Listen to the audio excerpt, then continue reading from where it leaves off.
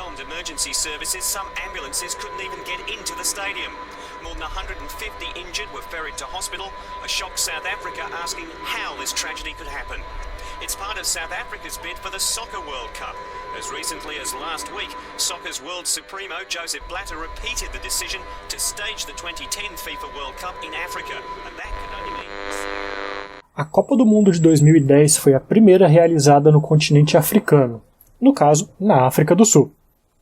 Um dos estádios mais emblemáticos daquela edição era o Ellis Park, que recebeu inclusive 2 jogos do Brasil, 2-1 contra a Coreia do Norte na fase de grupos e 3-0 sobre o Chile nas oitavas de final.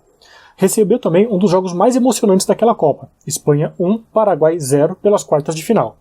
Mas o estádio de Joanesburgo foi também palco de uma das grandes tragédias da história do esporte sul-africano. E a gente vai contar essa história na edição de 2010 do Entre Copas e Copas, o podcast do Última Divisão sobre as histórias das Copas do Mundo. É depois da vinheta.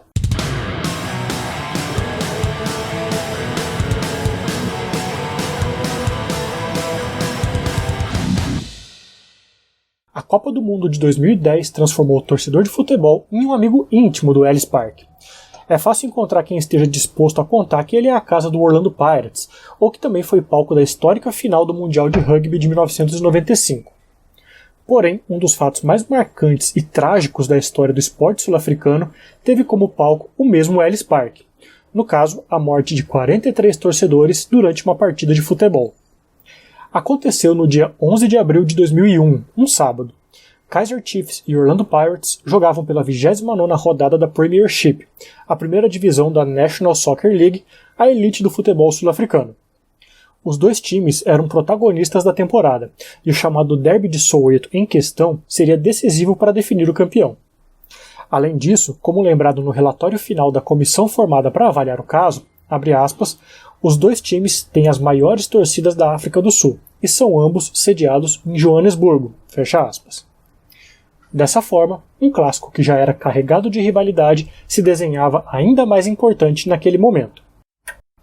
A partida era decisiva, mas algumas falhas se sucederam desde o início. Mesmo com 60 mil ingressos à disposição, cerca de 14 mil haviam sido vendidos até a sexta-feira, véspera do jogo. Enquanto os clubes não costumavam vender entradas via agências terceirizadas para não perder um percentual dos lucros, os torcedores não tinham o hábito de comprá-las com antecedência.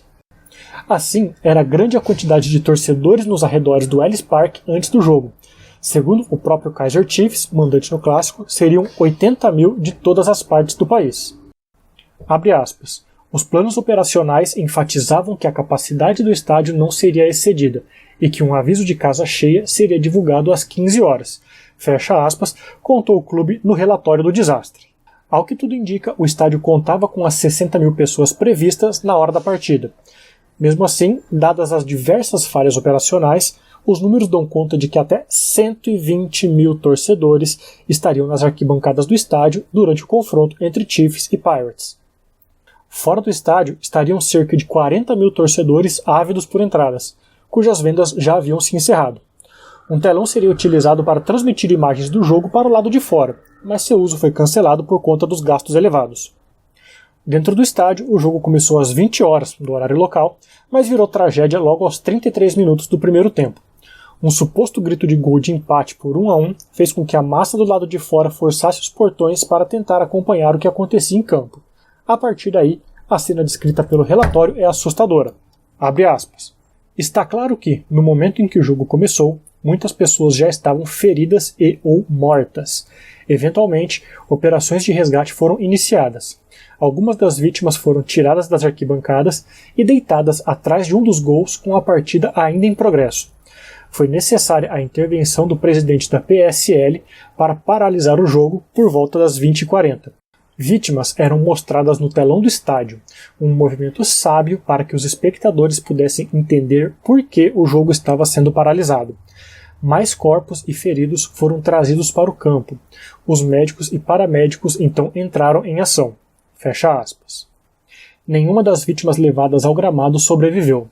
No total, foram 43 mortos e cerca de 250 feridos.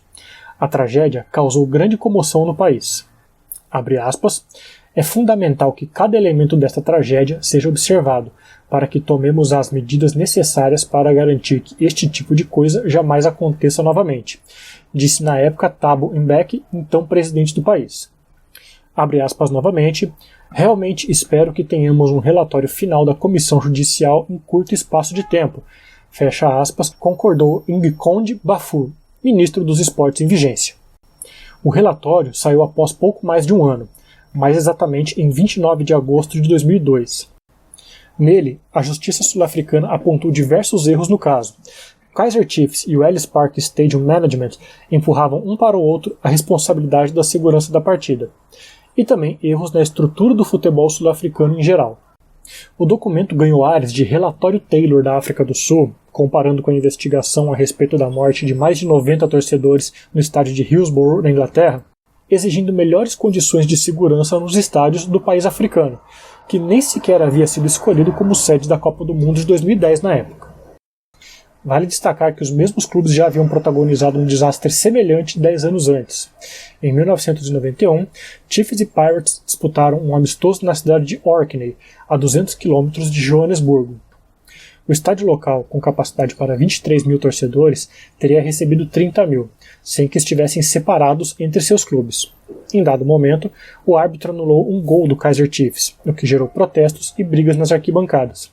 No total, 42 pessoas morreram na ocasião. Essa foi a edição de 2010 do Entre Copas e Copas, o podcast do Última Divisão, que conta histórias das Copas do Mundo. Se você gosta do trabalho do Última Divisão e quer ajudar a gente, tem alguns caminhos. Primeiro, catarse.me/ultimadivisão ou ultimadivisão.com.br/apoie. Toda ajuda é sempre muito bem-vinda para que a gente possa continuar fazendo os nossos conteúdos no nosso site, no nosso canal no YouTube e nas redes sociais. Quem contribui com a Última Divisão tem direito a vários benefícios, desde fazer parte do nosso grupo de WhatsApp, onde a gente está sempre ali discutindo futebol, trocando ideias sobre pautas, a também concorrer a diversos prêmios, como livros e camisas de futebol. E por falar em camisa de futebol, a Última Divisão tem sua própria camisa de futebol à venda na Shopee, shopee.com.br/ultimadivisão. Você pode acompanhar o trabalho da Última Divisão no nosso site, ultimadivisão.com.br, no nosso canal no YouTube ou nas redes sociais. A gente está disponível no Twitter, no Facebook, no Instagram e na Twitch. É só procurar a gente por lá. Você também pode fazer uma contribuição pontual por Pix. A nossa chave é o nosso e-mail, contato@ultimadivisão.com.br.